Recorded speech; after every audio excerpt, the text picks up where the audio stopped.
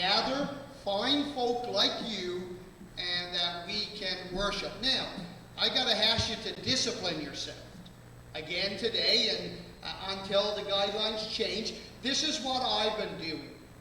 Because we're not allowed to congregational sing, and we've got our team who's in the same circle, I think, or at least they've been spending some time together for the last 2 months. We got them spread out, and we got them a long ways from anyone in the front, and they're going to lead us in some songs. What I've done to help my mind, which I just run everywhere in my mind, is I started to read the words at least. And you can do that, or if you softly just go with the melody of the tune, I'm going to say, we're allowed to talk in this building, but we can't sing. So if you talk your way through the song very softly, and believe me, I'm not going to police that, and then if some folk come live, if some folk wanted to come and police it, we would welcome. I would get some of our folk, if all the folk out there want to come in and be part of our service, then I'll do an extra service for them just to get practice. But anyway, so we're going to worship the Lord this morning and give Him praise with a different discipline in the sense of, and this is not easy. And believe me, I'm loud. And I can shout and sing and scream and holler and jump and jack and all that stuff. But in this season at least, I made the choice to not only listen, but to lead also. And so I'm going to get Jake and Luke and Melanie to come. And I just want us to pray for them. I want to say that church was never meant to be a spectator kind of thing. We want to participate in worship, right? And so, but just join with them and let me encourage you to do that. Amen? Okay, Jake. If you guys could stand with us.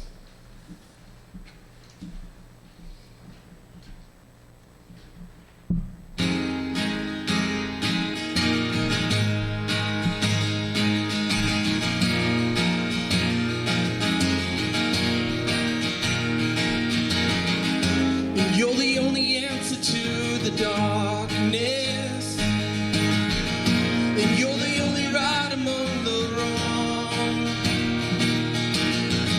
and you're the only hope among the chaos, and you are the voice that calls me on, louder than every lie, my sword in every fight, the truth will chase away.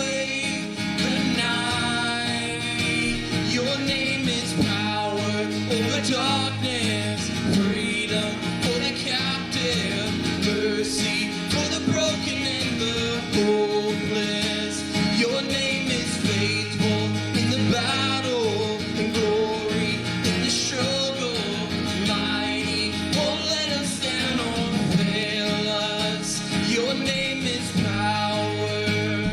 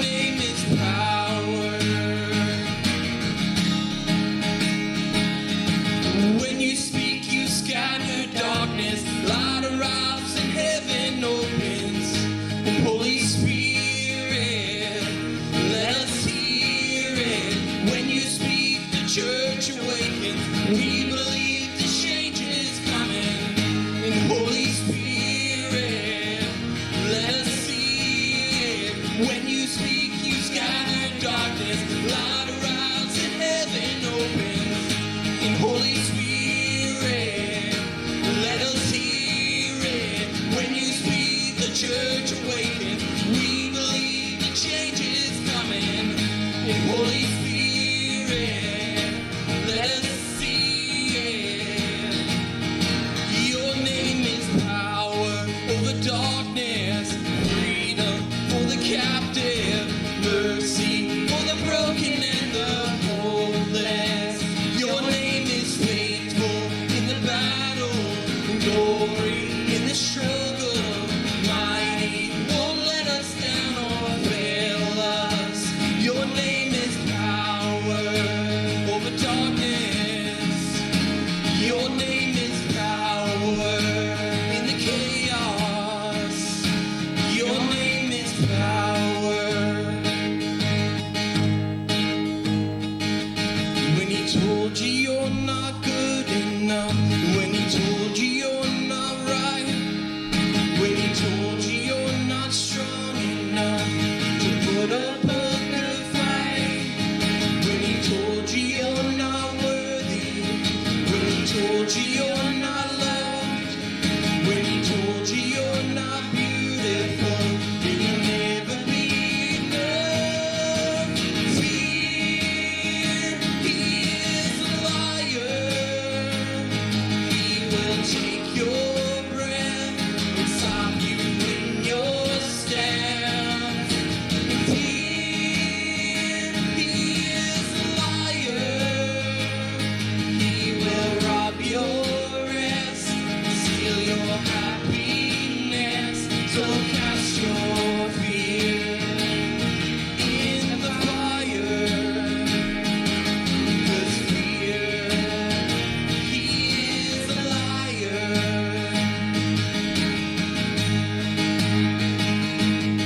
When he told you you would run away, you could never find a home. When he told you you were dirty, that you should be ashamed. When he told you you could be the one, that grace could never change. Fear, he is a liar. He will take your breath and stop you in your steps. Fear, he is a liar. He will rob your rest and steal your happiness. So cast your fear in the fire. 'Cause fear, he is a liar. So let your fire fall and cast out all my fear. Let your fire fall, your love is all I feel. And let your fire fall and cast out all my fears. Let your fire fall, your love is all I feel. Oh, let your fire fall and cast out all my fears. And let your fire fall, your love is all I feel. And let your fire fall and cast out all my fears. And let your fire fall, your love is all I feel. 'Cause fear, he is a liar. He will take your breath and stop you in your steps. Fear, he is a liar. He will rob your rest and steal your happiness. So cast your fear in the fire. 'Cause fear, he is a liar.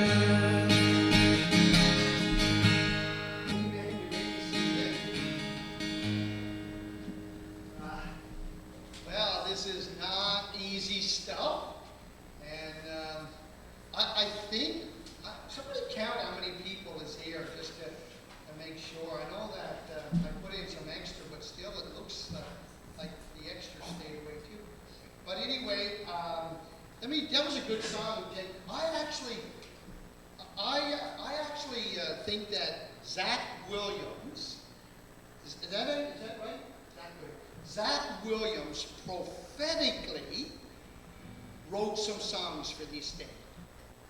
I believe that with fear, and it could have been the last 5 years, but I actually believe that the guy actually wrote that one there, Fear is a Liar, I'm no longer a slave to fear, and then I love that one, Wash Clean, and sometimes I feel like my hands, I used to be a mechanic, so my hands were always dirty, it seemed, and now, I just sometimes just rub dirt on them, just so they look human, right? But it's some good tunes, and I struggle with fear in these days. Sometimes I get into the only store that I'm going to, is Canadian Tire, and I don't know what to do.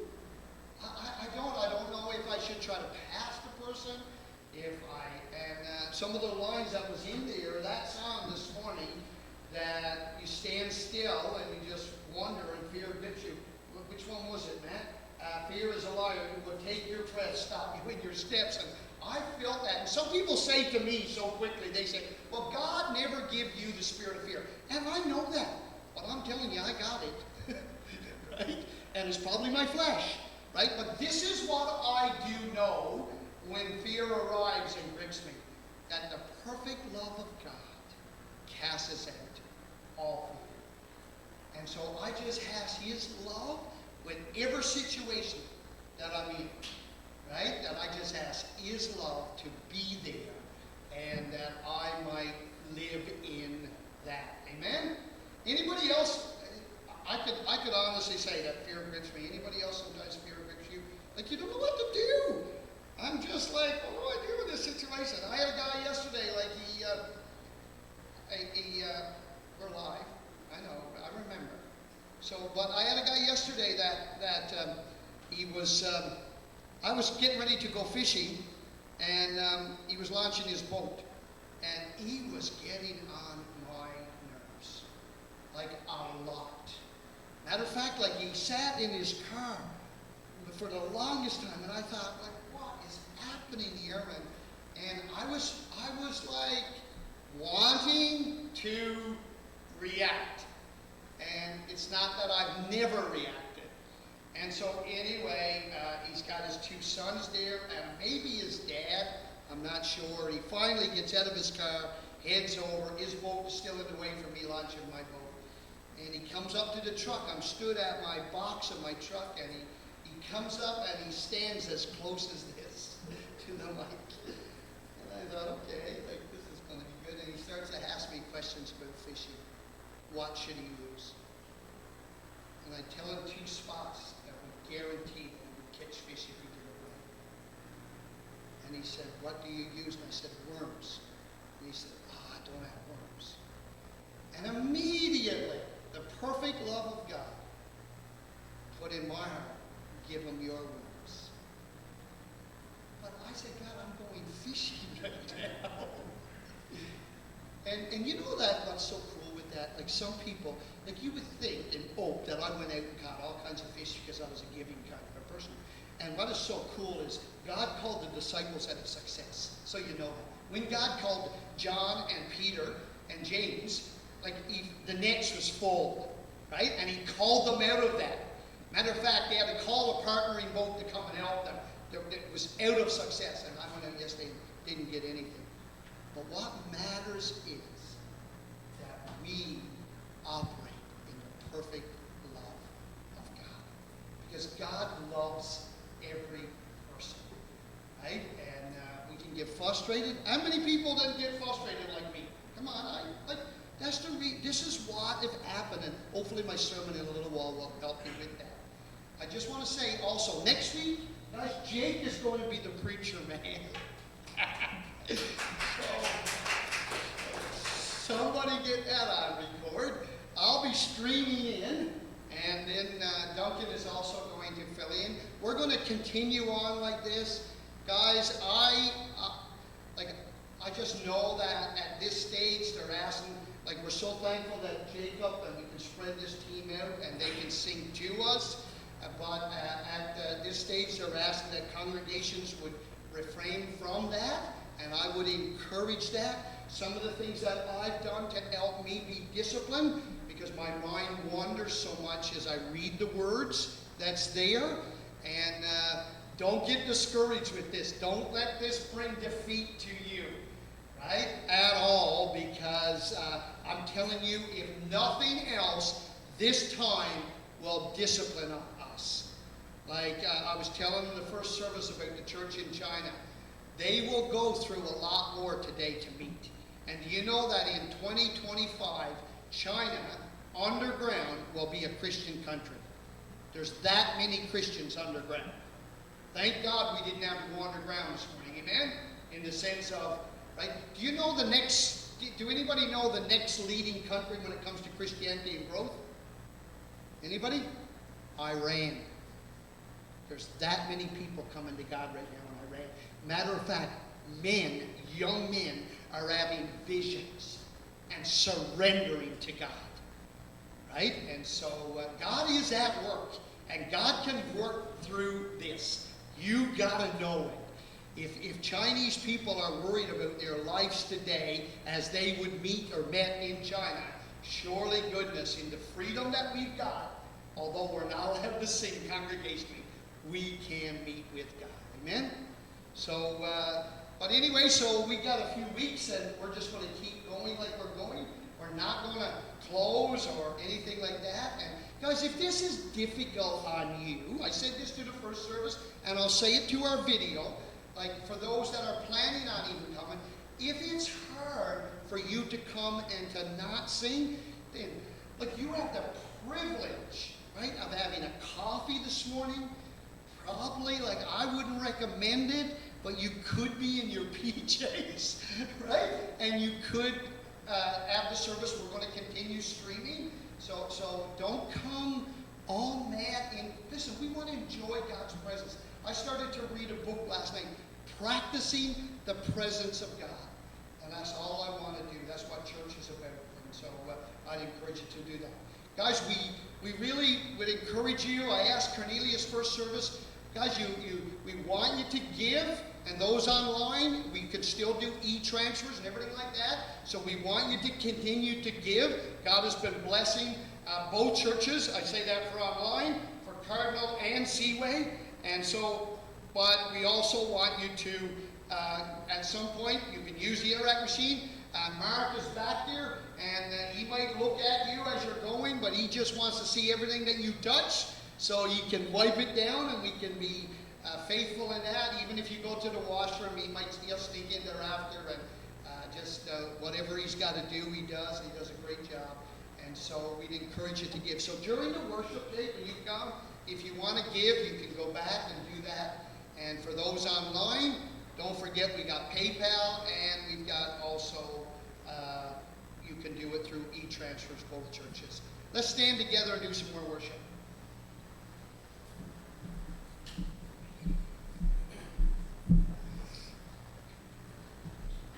Has anyone else had a bit of a weird, screwed up week? I know I have. And I was looking for songs, and this song, I Choose to Worship, it's just about, choosing deliberately to worship God through everything, that may be going on around you. We're singing those first songs. I missed a line. Your head's racing, but you just got to choose to worship God through all of that. So, we just encourage you to worship with us, and it may look a little different right now, but it's the same God. I choose to worship, I choose to bow. Though there's pain in the offering, I lay it down. Here in the conflict, when doubt surrounds, though my soul is unraveling, I choose you now. And I will praise you through the fire, through the storm and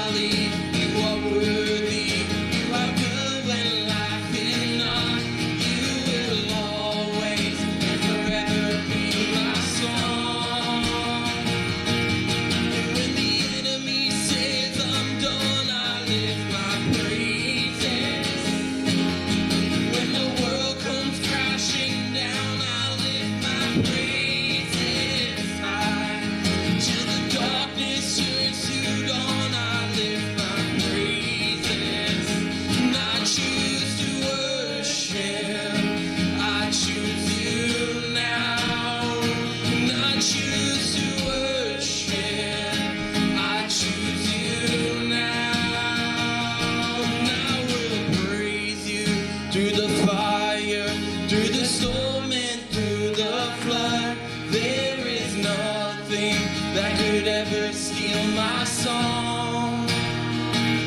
And in the valley, you are worthy, you are good when life is not. You will always and forever be my song. Oh, you will always and forever be my song. In grace, what have you done? Murdered for me on that cross, accused in absence of wrong, my sin washed away in your blood. Too much to make sense of it all. I know that your love breaks my fall. The scandal of grace, you died in my place, so my soul will live. And know to be like you, and give all I have just to know you.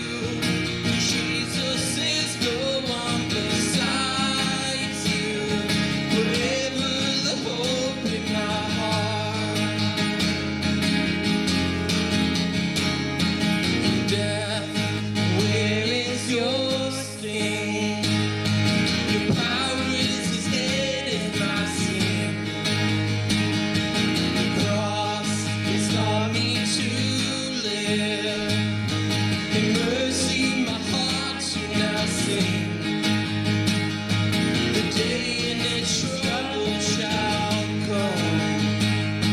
I know that your strength is enough. The scandal of grace, you died in my place, so my soul will live. Know to be like you, and give all I have just to know you. Jesus is the one besides you, forever the hope in my heart. And know to be like you, and give all I have just to know you. Jesus is the one besides you, forever the hope in my heart. And it's all because of you, Jesus. It's all because of you, Jesus.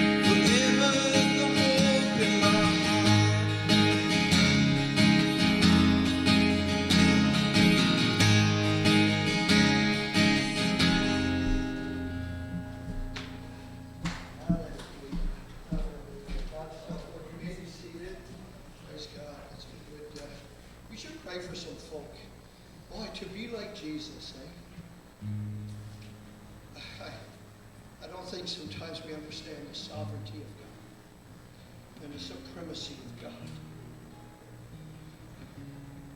When we sing songs like, "Oh, to be like Him," the impeccability of God, that He never changes. Right? Omnipresent. Omniscient. What a God we serve. Not like whatever happens, like God is God. And He's worthy to be praised and worshipped and adored. Whatever it looks like. I'm sure when they started the first church in Acts, it definitely did not look, although they continually went to the church, it definitely didn't even look like they probably didn't have a worship team. Right? They probably didn't. And they would have done a lot of reading. When Zach was doing his temple duties, matter of fact, it's funny that God would mute him for a season. Right? And he was the guy that was conducting order. And until John the Baptist was born, Zach was muted for a while. But I want you to know that God will still be glorified. God can be glorified in this house. And it is difficult. I would go on record and video. Like the way that I express myself now for 30 years has been challenged. It has. But God still sits on the throne. And He still cares for you. And I think of some of the people that maybe are not here today because they're sick. Like Bob George, like Janice. And Ruby's hoping to get back, but she's still a little weak, you know. And there's family members that we need to continue to pray for and believe for. We just trust God. I know that my mom just had another fall. She's okay, but still it's difficult days. And guys, nobody else got to have this slant. But I plead with God for seniors homes. I do. I don't think they did anything. I don't think they went anywhere. And they suffered death, and I couldn't care less how old you were. So you are fully aware of the guy that's leading your church. If a baby dies or a senior dies, it means the same to me. Life matters for everyone. And I just care about it. And I understand the concept that nobody that probably goes into a senior's home will come out alive. They won't. Because we get older and we die, and it's appointed on the man who needs to die. But I think that we need to, as the Church of Jesus Christ, we need to pray, not only for our young people, right, but we need to pray for everybody, every generation. Because it's not going to be very long. I want to sow into that. Because it's not going to be very long. I got a feeling that, Mel, you're probably not going to let me move in with you and Pat. No. This is the question right now. Like, can I move in? I'm recording this, Melanie. Putting on radios and all at the same time. But anyway, I bet you I'm going to find myself in a senior's home. Anyway, but let's pray for some folk, amen? And so, Denise, maybe you're way back in the corner. Did somebody put you in the corner? I'm not surprised. Would you lead us in prayer? They're not going to hear you, so we're just going to go silent, and Denise is going to pray. So, Father, we just want to thank you that we can come in and we can focus Jesus. and fix our eyes on you. We can worship you, we can praise you, and we can just pay attention to you. And so we thank you, God, that you know exactly where we are. You know what we deal with every day. You know what our feelings are. You know what our emotions are. You know the very innermost parts of our being. And so, God, I just pray for anyone who is battling fear in any form or in any way, any form. I pray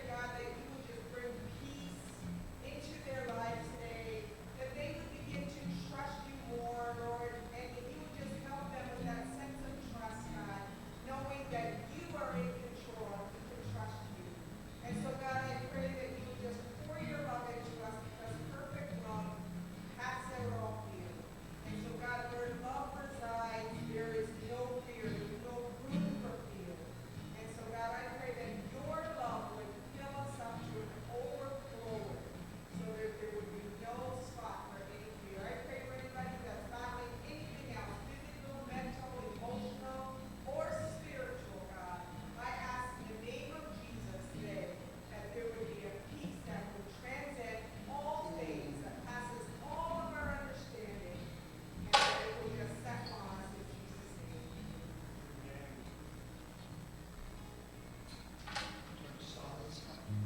Melanie's going to do the kid's story. Thanks, guys. So I'm going to tell a story about from 2 Kings, and it's 4 from 1 to 7. So it's about a widow, and so this widow, her husband dies. That's how you become a widow, and she has 2 sons, and they have a lot of debt. So they owe all this money to these creditors, and so she goes to Elisha and she says, Elisha, like, my sons they're gonna take my sons and they're gonna use them as slaves because I have no money to pay off all this debt. And so Elisha says to her, well, like, what do you have? Like, what do you have at home? And she goes, all I have is a jar of oil. So, like, I don't know, kids, if you guys know, like that olive oil that your parents cook with. She just has some of that olive oil. And so he says, okay, well, go and borrow as many vessels, so glass containers, as you can, and go in your house, shut the door, and just start pouring the oil into each of the vessels. And then you're going to go sell that oil and pay off your debt. And she's like, okay, well, like, I've got so much oil, like, you know, she probably thought he was nuts. I would have been like, okay, so they go and they collect all these vessels, and they go into their house and they shut the door behind them, and the woman starts pouring oil into each of the vessels, and like her sons just keep handing her vessels, and like it just keeps pouring and pouring and pouring, and you think like she would have to run out. Like, how did she fill? Like, basic math. I feel like the Bible does not do anything for our math. If the government ever runs a math course based on the Bible, like, our students are in a lot of trouble. But she just kept pouring, and then eventually she says to her sons, okay, like, pass me another vessel. Like, she's kind of just, you know, pass me a vessel. And they said, we got no vessels left, we're out of vessels. And immediately the oil ceases. And so it's just crazy. So then she goes to Elisha, and Elisha's like, okay, go and pay off your debt, and you are gonna live the rest of your life with your sons out of debt. And it's crazy how even in the Old Testament, I know last week Dad talked about the multiplication of the fish and the loaves, but even in the Old Testament, God was taking care of his people and just doing this like complete, like, crazy math equation where one jar of oil could have potentially become 100. It doesn't say how many vessels she had, but I'm convinced that if she would have had double the amount of vessels that she did have, that oil would have never run out. And so God's love for us is like that. As long as we give him spots in our heart, the more space that we give him, God will continuously pour his love in on us. So I just want you guys to remember that. And kids that are here, if you go back to the back, we can't serve it to you, but there's a snack at the back. And those of you who are online, you can go get a snack at home. And have a good day. Good job, Mel. Great. You can clap. I think she's done an outstanding job with the kids and this time that we're in. And so let me share with you a few minutes. I got a few verses just so you know. I didn't know whether we were going to continue on meeting or not. And if you guys get on, we go back and get another one after. Is your lots? Good. Good, but I didn't know what was going to happen. You were hearing things and wondering about singing and what we should do. And so I decided that Wednesday afternoon before I went to serve the meals, and then most of my Thursday, right into the middle of the night, I just continued to wait on God and ask God for some clarity and details. And Jen and Marilyn has been somebody that I lean on a lot in the sense of intercessory prayer. And they know some of my weaknesses, and I shared a little bit of transparency today in the sense of fear. Sometimes fear grips my heart. I want you to know I'm not afraid to die. So you know that. Matter of fact, I think I at times would welcome death because I want to go to heaven. I can't wait to see Jesus. So you know, there's many times throughout the day that I look to the eastern sky longing for him to return. I would say today, even if I was lost, even if I had an hidden sin in my life, I'm going to say this: even so, come, Lord Jesus. Because I think the world needs a leader. I really do. I don't think we've got many. And I think that Jesus is that person that we need to look to and look for, right? And anticipate his return. And so it would be devastating for me to be left behind. But I would say even today, even so, come, Lord Jesus. Because I long for his return. So let me share a few verses with you that the Lord at least spoke to me when I was waiting on him Wednesday and Thursday. So the first verse I'll share is 1 Corinthians 14, and it's 7 and 8. And the Lord made this real, and I just want to take you through this, and I'll do it somewhat quickly, but I just want to bring you through this today. Yet even lifeless things, if you got it up there, Matt, it's 1 Corinthians 14, verse 7. There it is. Yet even lifeless things, even like a flute, or, does it say or? I lost my little spot. Or a harp. You got to breathe out. That's trying not to spit on you. Right? That's one thing maybe newbies don't. When we drop the H, you got no worries about getting spit on. But anyway, even the useless, and these are things that we're saying right now that can't be used. They're lifeless if they're just sitting there. But it goes on to say, in producing a sound, if they do not produce a distinctive in the tone, how will it be known what is played on the flute or on the harp? And what that first verse spoke to me, and we'll get to the second one in a few moments, that there really needs to be harmony. I think, and I'm going to say this live today, we can get caught up and captivated of what is going on in our world. We can, easily. And there are many things that are going on in our world. Some of them, they do need our attention. We need to be disciplined in the sense of listening and learning and all that stuff. But the reality is, the Bible is asking that we would be in tune with the Spirit of God. That we would be a body, not just an individual, but as a body of believers. I love when Jake got broke up there a few minutes ago.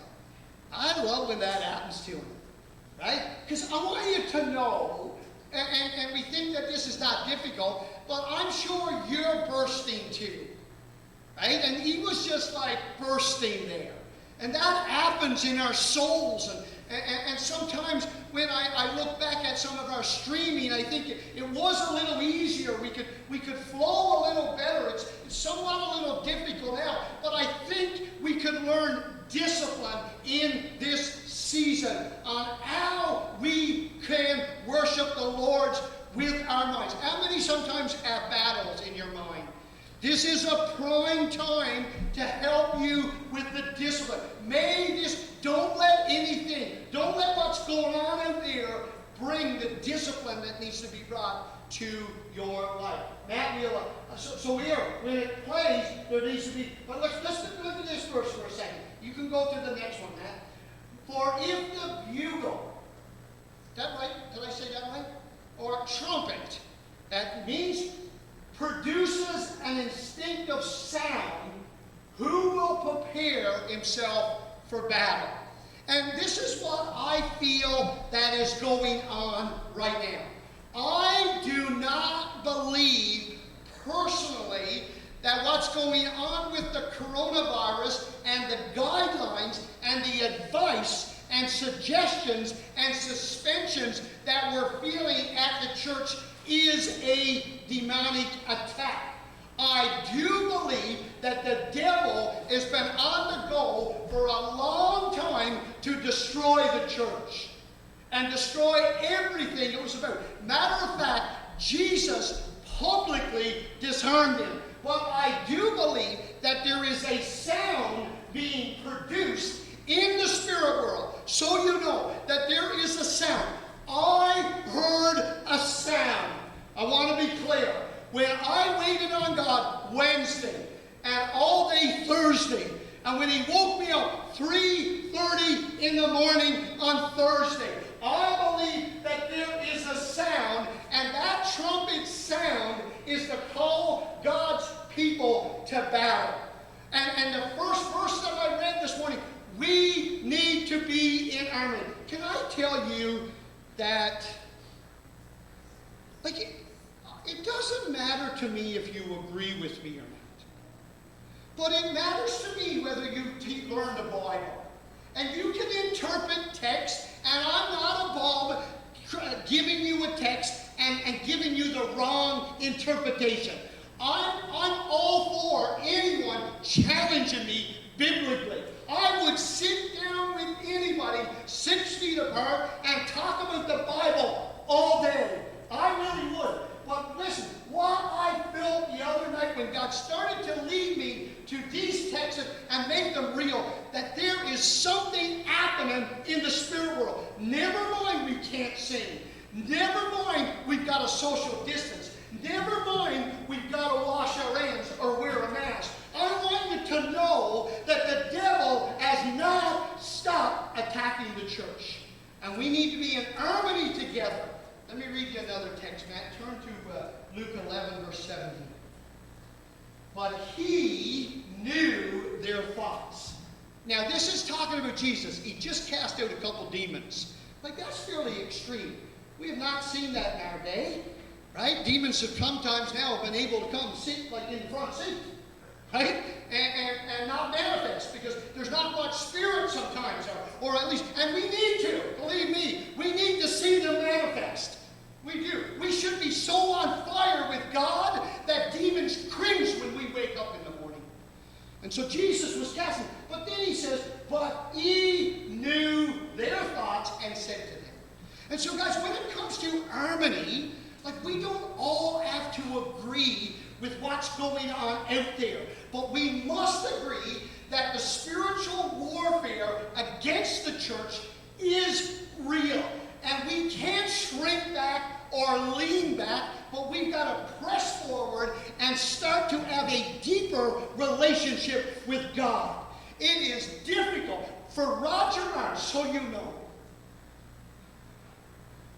30 years now, I've used my voice in times of worship to express myself in depth. So you know, Prescott, and so you know, Cardinal, I have not changed an inch when it comes to expressing my worship, only of these days. And the disciplines that I'm learning right now, but I want you to know that a kingdom divided will lay waste. And I don't think the coronavirus is the battle we're fighting. But if Jesus knows our thoughts, because he told us, think on these things, whatsoever is true, whatsoever is just. Let me talk about just for a moment. Let me say that black lives do matter. They do matter. Let me say that the gay or the queer community matters. They do. Let me say, I deliver meals for kids. I love King's Kitchen, Carol. I do. I come so much alive. And I've been delivering meals with you guys for the organizations that have linked together. And I'm so thankful for our board, not only in this church, but Cardinal Church, that sows into that. And I believe that there's an injustice sometimes when it comes to poverty. We marginalize people. I want you to know, we as the church, listen, we can't be discounted as racist, or we can't be discounted as singling somebody out. We don't have to agree with a lifestyle or everything that they do, but we must think just. All the time, guys. All the time. It's hard. I had to cancel an event, or at least be part of an event that was just canceled a little while ago. And it seems unjust. Last week I went somewhere and they were singing, and it seems unjust. If they have a riot and everybody comes together, it seems unjust. But you know what is just? What is just is you and I would not only be obedient in the sense of what those in authority would say to us and ask us to do, and never compromise your faith. Listen to me this morning. Never compromise your faith. If there's ever a moment that you feel you're being compromised, go to the Word of God and digest it like you've never digested it before. And search the Scriptures, because in them you will find life. It won't be a reaction. It'll be the food for your soul. So these are difficult days. They are. Listen, let me show you something. Matt, just go to verse 18. Like even Satan's kingdom, so you know, even Satan also is divided against himself. How will his kingdom stand? And so you need to see, we don't have to totally agree with each other. I don't have to agree with you. You don't have to agree with me. Everybody say, thank God. No, really. But we have to be an army when it comes to prayer. We have to play the same. There's a battle call being called. Listen. You want to know the truth? I think what's happening in China with the move of God is going to happen in Canada also. In our complacency, we may never ever have to go underground or have some secret church service, but I'm praying that the heavens will open up and that God will pour out His Spirit on Canada. And once again, we won't be declining, but we will be growing in great numbers. Well, the same thing that's happening in Iran. Oh, I've been asking God, let young men see visions and dreams. Let this happen, God, to us. That the men of God would come back running to the Lord like they never did before. I want to read the last verse, maybe verse 20, Matt, if you can read that. I like this. This verse is interesting. Just as Jesus talking, maybe I'll stay pointed toward the mic. I never turn to it. I got it on a piece of paper just in case. But I cast out demons by the finger of God. Like, I don't know what the Bible does here, but that brings a lot of humor to me. No, like you don't have like the strong arm of God, right? Or the hand that just, woof, like, you know what I mean? Or like, you don't put his back up and just like decide like, okay, I'm going to get rid of something. It's almost to me, Mark's translation. This is the New American Standard. Mark's translation, to me, it's almost like he just flicks the demons away. The finger of God. Because we serve our risen Savior. Jesus is and lives alive. And I'm telling you, the same things that have happened and the advancement of His kingdom on the earth, God still wants to put His finger in stuff. I called Denise this week and she reminded me of a story. When the angel was prevented from coming, it was Daniel. And the archangel was prevented from coming. It says he was holed up in the spirit world. He said, that's why your prayers were unanswered and delayed. I'm telling you, there's a spiritual battle going on. There's a spiritual warfare. And the church, Seaway Christian Church, Cardinal Community Church, there is a battle against the church. It was happening before Corona. It was happening before injustice. Injustice has been with us a long time. Corona and diseases and viruses and bugs have been with us a long time. Leaders that are dictators that could press a button and have a bomb or a natural disaster where the earth will groan because we're not worshiping the Lord like we should, and we see these natural disasters happen. We've all seen that, but what I want to make known today, it's important that we unite ourselves together and fight the battle. God says, I will build my church. Can I just say, guys, that the gates of hell will not prevail? Gates is a defensive weapon. Satan is trying to protect himself. Stop running scared. Greater is he that is in us than he that is in the world. One more thought before I close.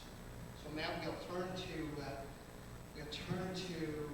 Luke chapter 24. Luke chapter 24. Matt, maybe what I'll do, we'll read the 4 verses. I think they're good verses. Let me find them here. So 3:30 in the morning. I'm asking God for details. I'm saying, God, I've got to lead. I don't. So you know, when I say I don't care, my son always corrects me with that because I do care. But listen, I would lead when it's not popular. So you know. As harsh as this may sound, but please receive it in total kindness. I never felt the call of God was upon my life to make friends.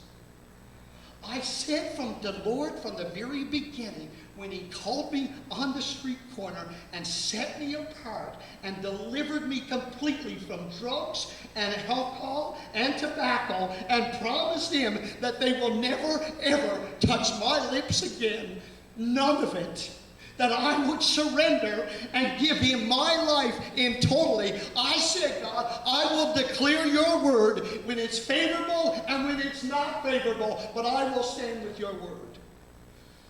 And at the ascension of Jesus Christ, when he was going back up into heaven, and we land on that text just for a few moments, as a Pentecostal, when it comes to the Pentecostal Assemblies of Canada, and maybe after this I won't have my credentials, but I always thought and was taught that the apostles went back to the upper room with maybe 100 more people or so, and they waited for the Spirit. And today I would preach something different. And this is why we land in this building today. And we will stay in this building. If they say we can't sing, we won't sing. If they say that I can't preach because I'm too expressive, then I won't preach. But this house is important. This place is important. If they tell us that we got to go for 40%, we will put more chairs in. Because this house is important. And when the apostles, and when Jesus is being taken away, I can't imagine that day. I can't imagine. It says they had joy. It says they were exuberant. It says that they were praising God. And I don't know how they got there, but that's where I want to be. In the midst of anything that's going on, I don't want to be a person that has shrunk back and defeated and living in somewhat of discouragement because I can't do what I thought was right to do. I'm telling you that this voice, this heart, this mind ought to bring glory to God even in silence. It really does. But let me read the text because it says it there. Thank you, Jesus. And he led them out as far as Bethany, Now, I believe, it's my personal belief, that Luke wrote Acts, just by some of the language. Luke was a doctor, and he's a doctor that wrote to the Gentiles. Matthew wrote to the Jews. Luke wrote to the Gentiles. That's you and I. And the guy's amazing. At the beginning, he says, and I would encourage you to read Luke, because the book is so amazing. There's so much meat in there. There's so much joy. It's an amazing book just to read. But anyway, in Acts, being a writer, he said that they went back to the upper room, but in this one, he gives an account. He says, and he lifted up his hands and he blessed them. I think today, and I'll show you at the end, but I think today, because you came, Jesus lifts up his hands today, and he wants to bless you. I feel it. I feel as if he changed his posture just a bit. I know, without a doubt, he sits at the right hand of the Father, and he intercedes for me and for you. When I stumble or trip or get entangled or fail or I have faults, he intercedes and pleads the blood over me. But today, I really believe that when the apostles left it, as he blessed them, that the Lord also wants to bless us. Verse 51, Matt. While he was blessing them, he parted from them and was carried up into heaven. And they, verse 52, after worshiping him, returned to Jerusalem with great joy. And verse 53, I don't know if it was Wednesday night or Thursday night. You know, sometimes the days get so crowded. I actually think it was Wednesday night. The Lord told me, I felt the Lord say this. Roger, open up your Bible to the last verse of Luke. And I got up out of the bed. And I went out on the table. And I grabbed my Bible. And I started to read these words. And we're continuing in the temple. And so the same apostles that I've always preached, that would have went back to the upper room, I think sometimes my personal viewpoint is that sometimes they left the upper room and went to the temple. Let me read it from the King James or the New King James Bible. It says they continued in the temple, praising and blessing God. I'm telling you that we bless God when we come. So when you got up this morning, it might be hurtful. It might be painful. You might be frustrated with me. And guys, that's okay. But listen, by you coming today, sitting in that seat with restrictions, guidelines, and advice placed and put upon you, I'm telling you today, you're blessed for being here. And that's the God who we serve. And so whatever happens, I can't wait for 100%. If it builds, I'll go with the building in the sense of 30, 40, 50, 60, however it is. But this house is open for God's business. And as difficult as it is, it's hard for me to get my mind in the Spirit and flow in it by not being able to express myself. But I will covet your prayers. Because I think that's what we need. This house is about the presence of God. It's not about a protest. It's not about a riot. It should never be about racism. It never should ever be about segregating some group of people and treating them unjustly. No, this house ought to treat every man equal, because he's created in the image of God and fit for honor and respect.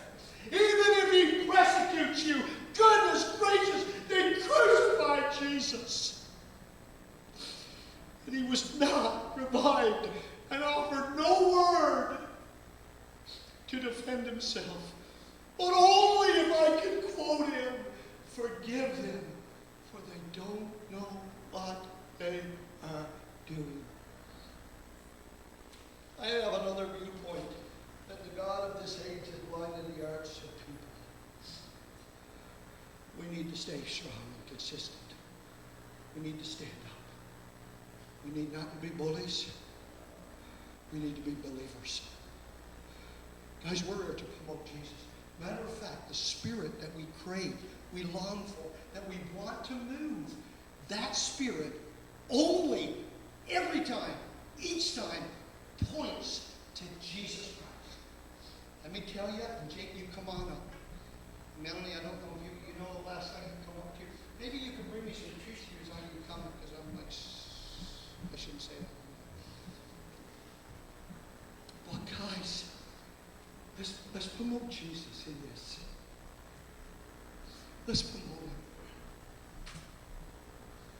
I don't know.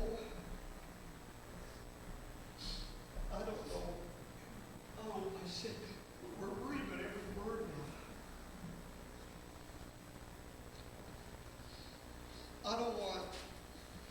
don't want any black person in Prescott or anywhere else in the world to get treated unjustly. But I would say to every colored person that's in the world, you need Jesus. I know without a doubt that there have been days in my life, Al, that I've treated the gay or queer community wrongly. I have. My son can attest to that. But I'm telling you that every person on the planet, whether you're queer or you're straight, you need Jesus. I put no guidelines on the unconditional love of God. Throw your arms and hands into his life and trust him. He'll make the change. He'll do the adapting. God, guys, he's changing me. He changed me this week. This week, God changed me. Because I came into his presence. I said, God, I am not leaving here until you come. And you tell me with detail what I need to do. And he did. So let's trust God and him alone to get us through. Jakey, sing a song.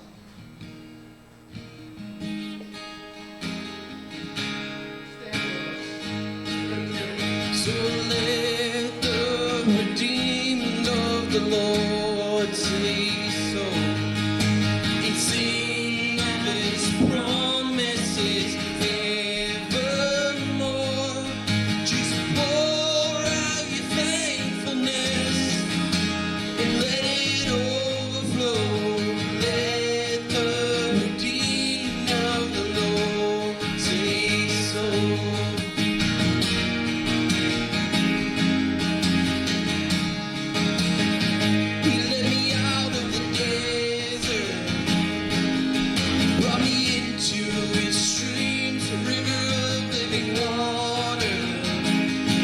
Turn my bitter into sweet.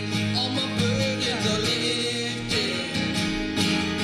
Took the shackles off my feet. Oh, there's no sound louder than the captive set free. So let the redeemed of the Lord say so, and sing of his promises evermore. Just pour out your thankfulness and let it overflow. Let the redeemed of the Lord say so.